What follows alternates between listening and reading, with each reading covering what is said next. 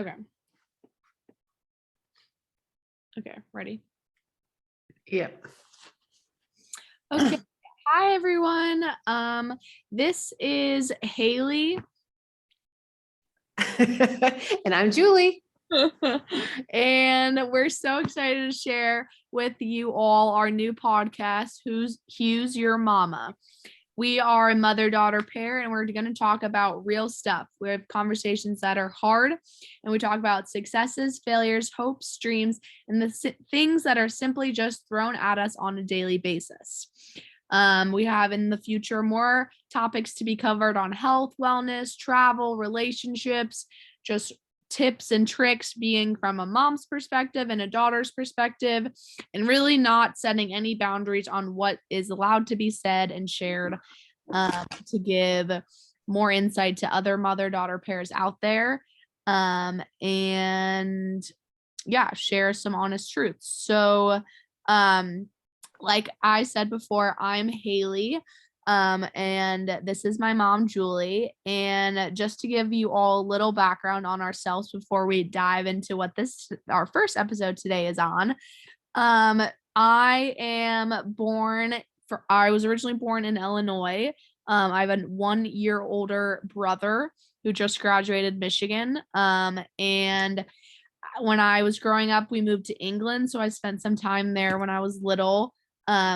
And then eventually we moved to California, where I spent grade school, elementary school, grade school, and high school. I was super involved with sports as a young kid, volleyball, soccer, basketball, lacrosse, random things just along the way. And in high school, I struggled with an eating disorder that's kind of ebbed and flowed throughout college as well. That is an important kind of inspiration in this podcast as well. And then that's kind of where we are now. I go to Miami. I'm a junior right now. In my 3 years at Miami, I've switched around different majors, going from nursing to public health to a marketing thing to more of like an entrepreneurship and design tech route.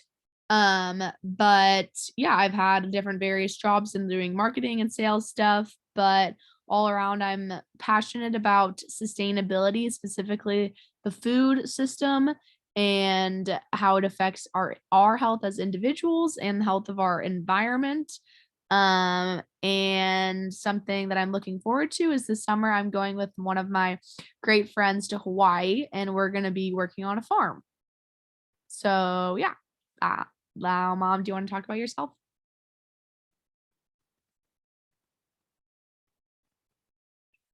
Mom, you're muted. Okay, sorry, my connection stopped. All right, hey, I am Julie, Haley's mom. I am a marketing consultant by trade and a mom by trial and error. There is no textbook for this job, even though it is the best one. I've got two amazing kids, Haley, who's in front of you, who's a thriving college social butterfly, and a son who just graduated, as Haley had said, from college. So that was kind of fun. I have an ability to rationalize anything, a love for fun, and I would kind of say an addictive laugh, maybe make you laugh at the same time. I'm a Peloton junkie and enjoy cooking for a crowd, but I also can get lost in a good book on an afternoon quite easily, and get sucked into doing that quite often, actually. I've recently been doing some marketing consulting work for various tech companies, and I love the diversity that this brings. And I'm super excited to be doing this with Haley. I think it's kind of fun. So enjoy. Awesome. So for the first episode, we're gonna focus on more self topics, which we'll go into, I think, kind of ebbs and flows into like relationships and different aspects of parts of your life that affect yourself and how you treat yourself. So I'm just gonna start it off with a question to my mom. So mom, Thinking back, what would you tell yourself as a 20-year-old now? Yikes. Gosh, hey, that's just such a great question. And I would say so loaded. Lots of different topics, but I guess when it comes to school and college, I would definitely say use all the resources that are available to you and get involved as much as possible. I would probably say this is probably one of my definite regrets during my college time. And I actually went to Miami as well, like Kaylee does. And I think there's just so many resources that you can take advantage of that I didn't. And I know that you've started to get involved, but I would definitely say to ensure that, get involved in something social, like a fraternity or a sorority or some sort of a social club, something that has to do with your area of study or the school, whether it's the business club, something with student government, research for something that interests you. I just think it's important that you get to know all the different facets of your university. What else would I say? I would say maybe don't be self-absorbed and not get involved in things. Your friends may not be doing this, but you will also meet others in doing so. They're also, you might be learning some really cool things. And this is, I'm still talking about getting involved in all the schools or the things around your university. Like say from a personal standpoint, I would say always be kind and understanding and realize that people are going to grow at different rates. And I think what you perceive people might perceive as mean, in someone might also be insecurity. And I think it takes growth and being confident in yourself to actually be able to understand that.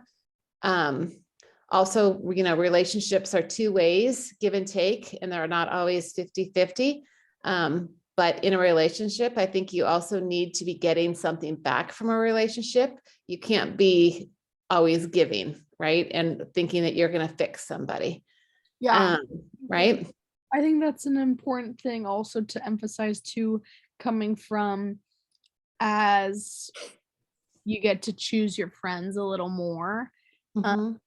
I think being able to realize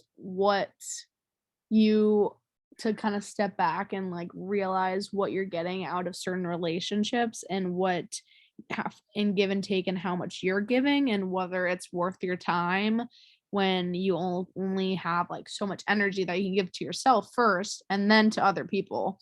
Right. Yeah, absolutely. And I guess you just got to understand that a relationship is never going to be 50-50. And sometimes you are going to be giving more, but if you're on a regular basis, not getting things back, or you're not becoming a better person by being with somebody, then it's, to kind of have to reconsider. And I think college is about growing and learning about yourself too. So, I would say have fun in the meantime, as these are super, super special years that don't come around again. Once you leave, you leave. You've got no real responsibilities except your studies. So I would definitely say just to make the most of your experience there. Awesome. Yeah. A lot of really good advice. Yeah. So based on some of my comments, like what are some of your fears or things that might be holding you back today? Not that I talked about fears, but just in question. I think that, like you said, in college, there's so much not really responsibility necessarily, which also comes with a lot of unknown fears. I think that the fear of unknown, I think that a lot of kids in college are putting stress on, this is the major, this means I'm going to do this, or because I don't necessarily know exactly what I want to do, I don't know where I'm going to end up, and I don't know if this is right for me. I think something that I fear then in that standpoint is that if what I'm doing is guiding me towards what I should be doing with my life, I feel like a lot of people kind of are going through emotions, and I think me too. Sometimes I have to like, I'm trying to think of like, why am I doing something? Is it for someone else or is it for me for like my long term of what I want to do with my life in regards to more school and work? Mm-hmm. And I think something else that's fearful is just like job and like living on your own. I think in college, and I think I was actually talking about this with someone who's graduating, and we were saying that never before have we ever had to basically be in an environment that we're not surrounded by the easy, like how easy it is to meet people, because we're just surrounded by people our age ever since high school, middle school, elementary school, and now moving to a new area where potentially you don't know anyone, but just you don't know necessarily many people that are not instantly wanting to be your friend and instantly around your age and are there kind of in the same boat. People where we're going, I feel like if no matter where I go, people are going to be at different stages in their life than I am at, and I think that that's kind of scary because it's like I don't really know how I will make more of like a smaller community and a bigger um pond, as it's always been kind of easier. Yeah. But it's exciting but also challenging just because I feel like it takes time to really grow in an area. Um Yeah. But you know, what's interesting about that is that I think that as you grow personally, your life's going to change. You actually get involved and meet people in your life in different circumstances, whether it be your new first job, you get married, you have a baby, like they're just going to be your pond, or the big ocean becomes a smaller pond, as you know, in certain instances of your life. So I think being confident in knowing who you are plays an important role in the ability to be, make friends and be open and interesting and interested. So I don't think I get that you're fearful of like leaving your area, you know what I mean? And venturing out, but there's so many. The world's big, but it's funny how small it really is, I guess is what I'm saying, and how comfortable it becomes once you find your niche in what you're doing, you know what I mean? Whether it be work, whether it be, I don't know, a new social thing that you do when you move to a big city, whatever, you know what I mean? So yeah, that is it's not as big and scary, I guess, as I'm thinking that maybe you think it is. that's good to know. Do you think that what would be your advice towards people that are graduating college or graduating high school and their peers are not geographically close to them? Do you have a kind of like a 2 cents on how you've stayed connected in the past to people that aren't near you? Um, I guess I've had both situations. So when I graduated from college, Would be the what's that? and also to the point of um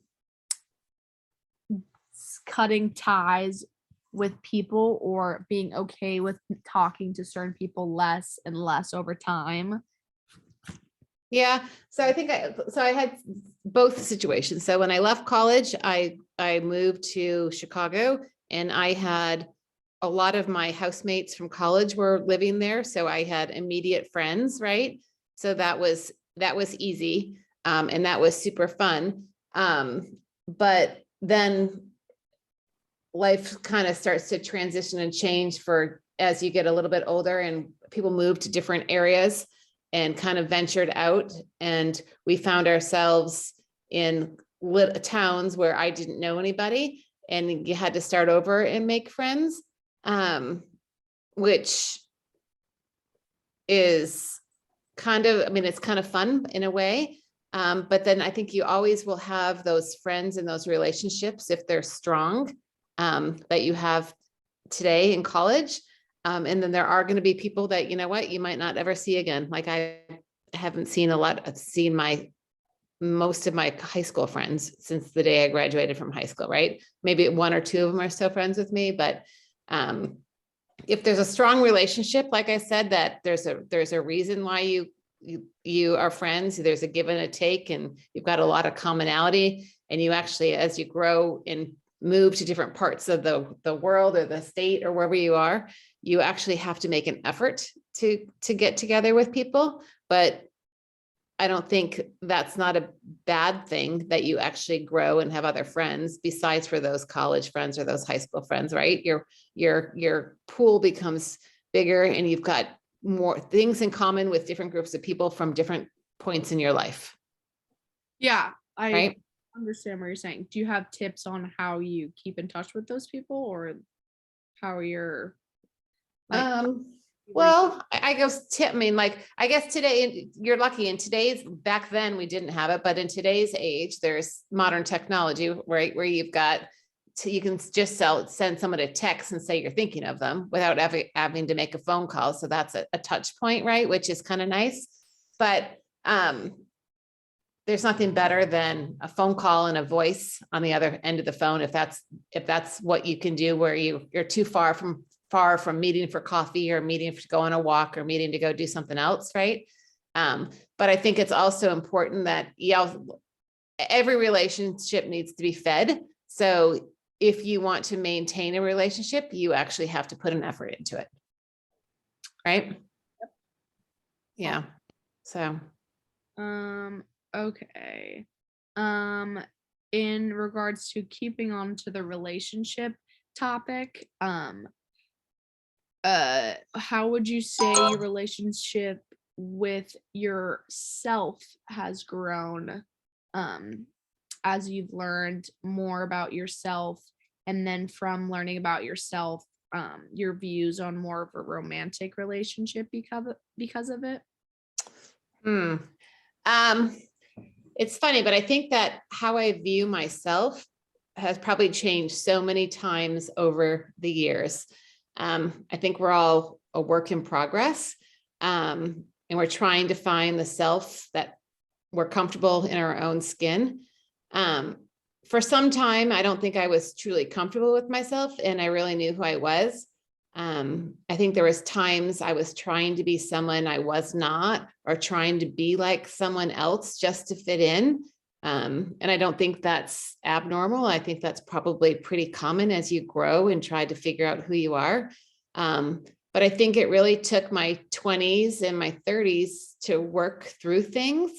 I've always had strong relationships with people, but really knowing who I was and being comfortable with me, I would say, was a growing process. And I have to believe it probably is for many people.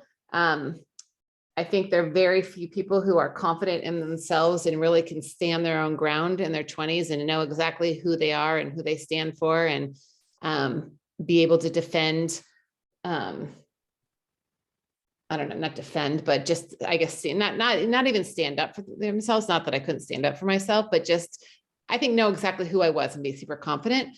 But heck, I think it probably wasn't until I was well into my 40s that I could say I was probably truly happy with myself and with me. And I think that's probably more of it, not being confident, but being happy with who I am and understanding who I am and being comfortable and happy.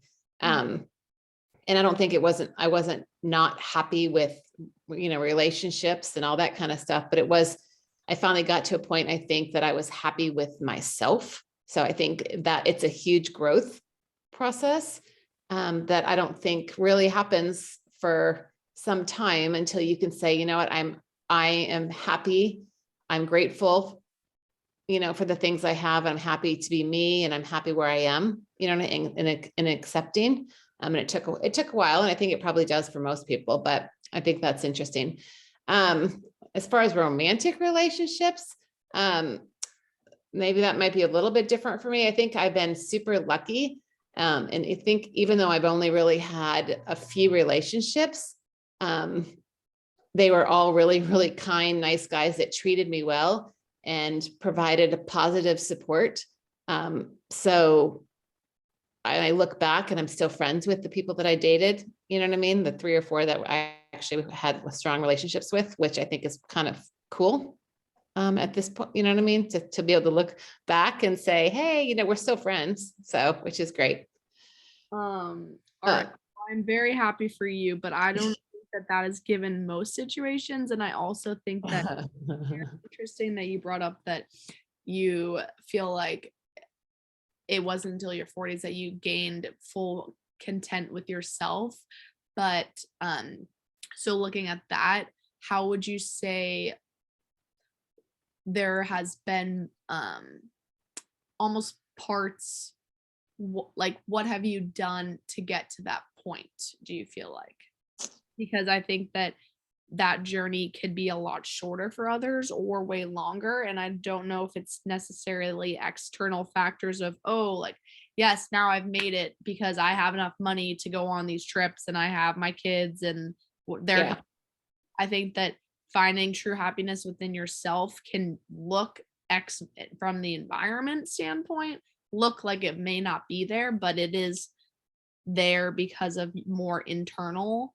Totally. Yes. And I don't think it's intrinsic on like how much money you have or materialistic kind of things per se. I honestly think I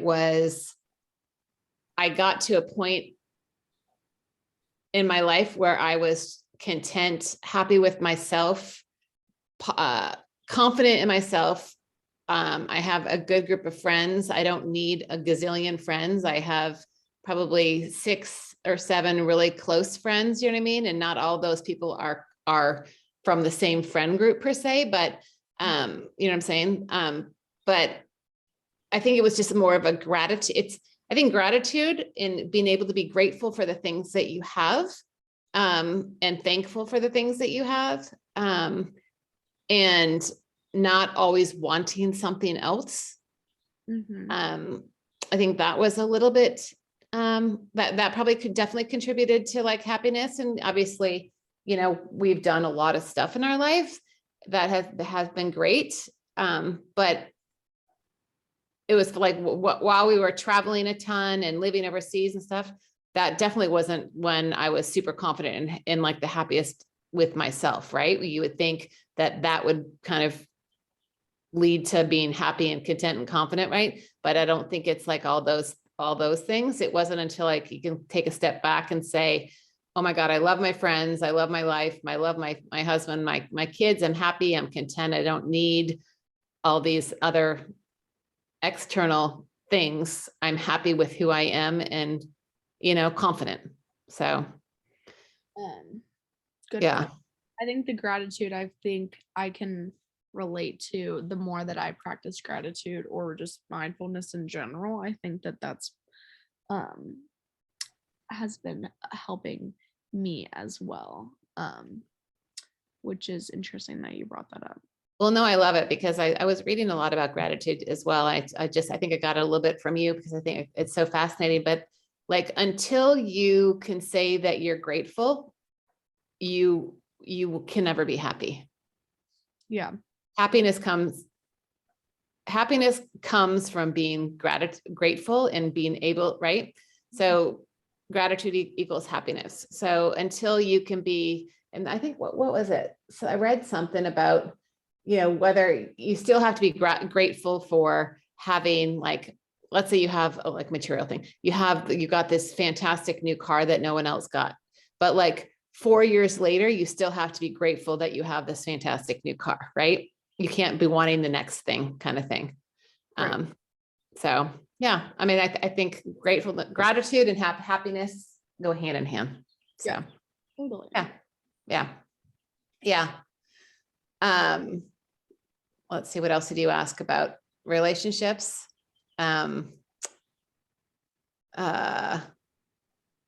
Like, it's funny. Like, I think in your, I can go there, right? Like in your whole world, like your whole hookup culture, if that's what you kind of call it, is kind of scary to me, I would say. In talking about like relationships and sex and stuff, I'm not sure I like or can even really understand how casual sex seems to have gotten.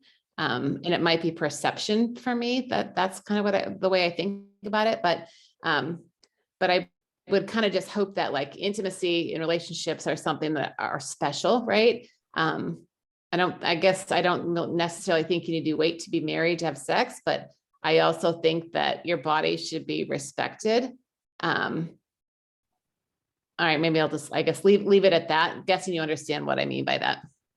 Tips in that aspect, because to give more insight, as I like you vocalizing your opinion, but it's not really as much of the reality, if I am to be honest. I think that certain individuals, the more that I've gone through college, it's become less casual because people realize that it's not as fulfilling to casually hook up with people, and like it's not as, that's not necessarily at the point in their life like what they really need and what they really value.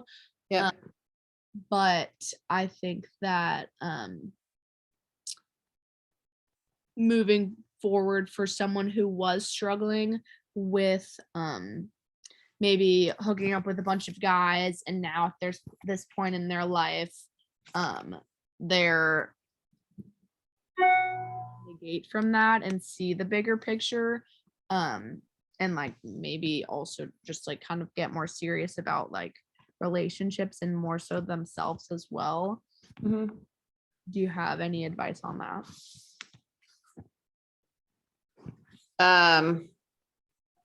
Wait, rephrase that.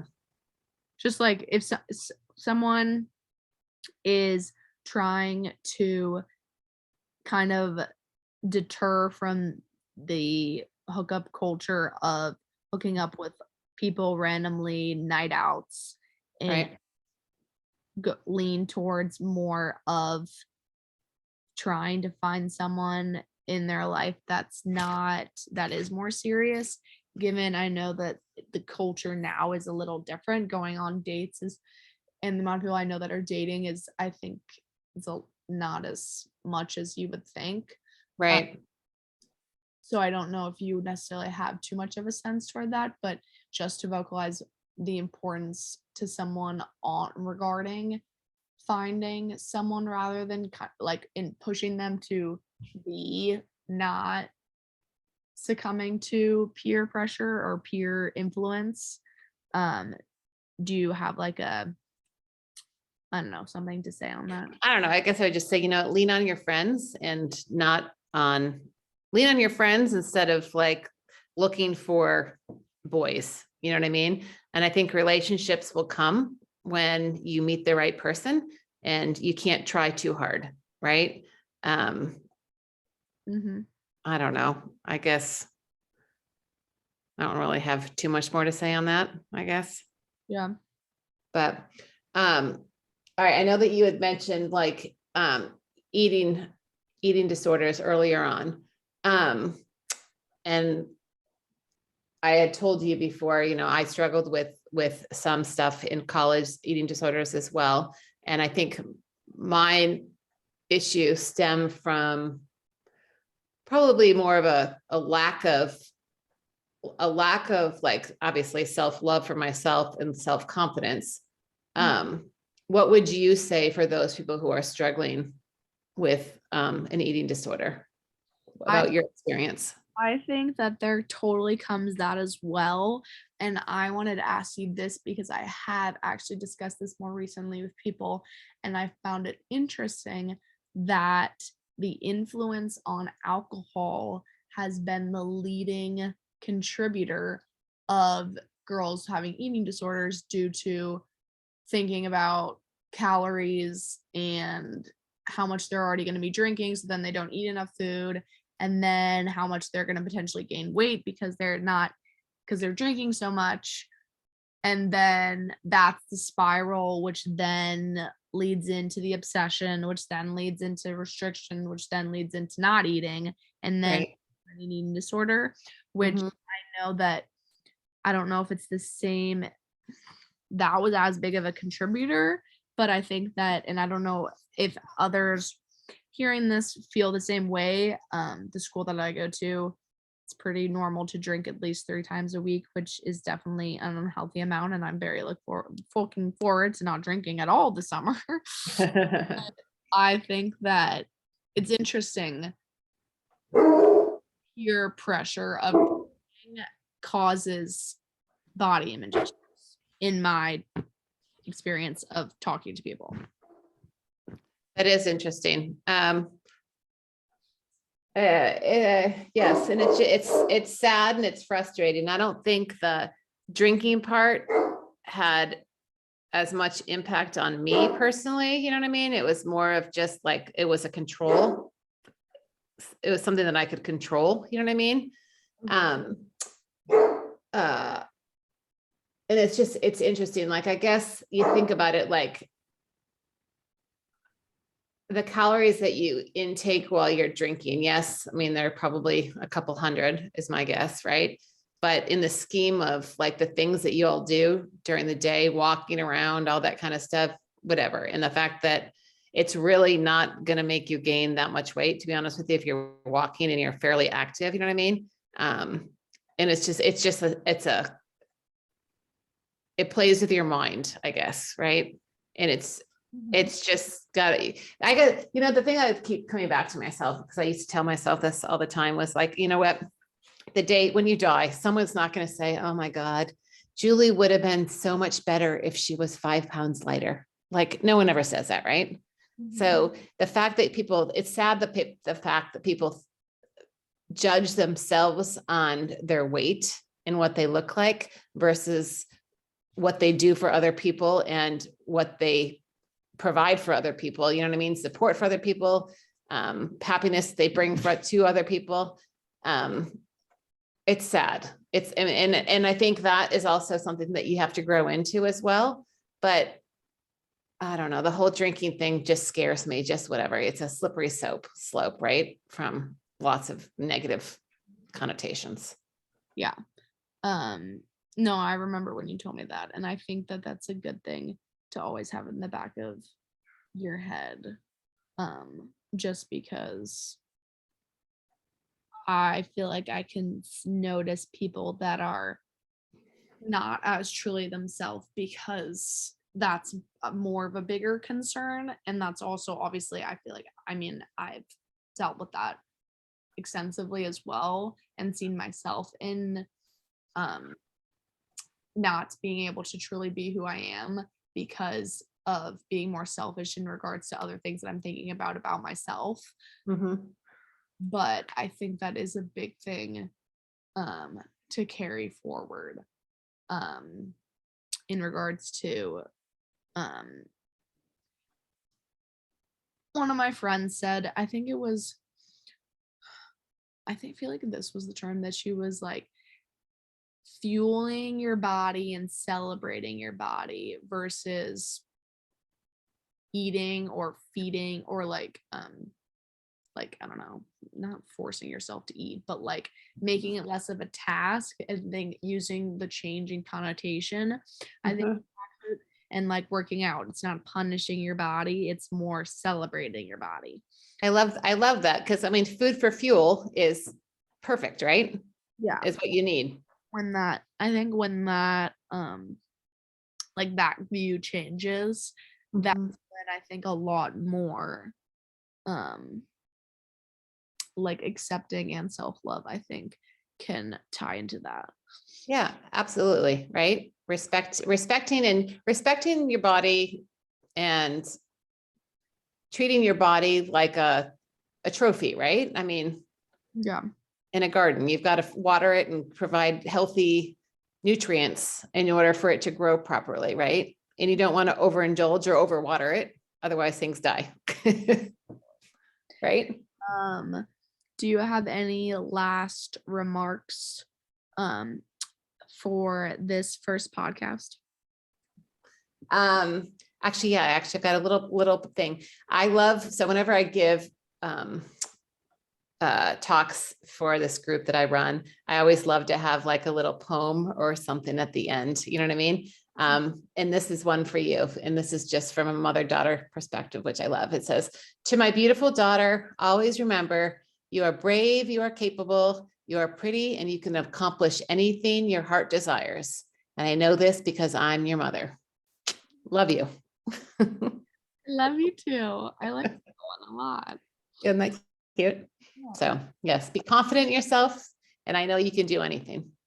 Confidence is key, whether you think it or not. It's there. Absolutely. Yes. All right. Well, this has been super fun. Hey, I love this. I'm excited for our next one too.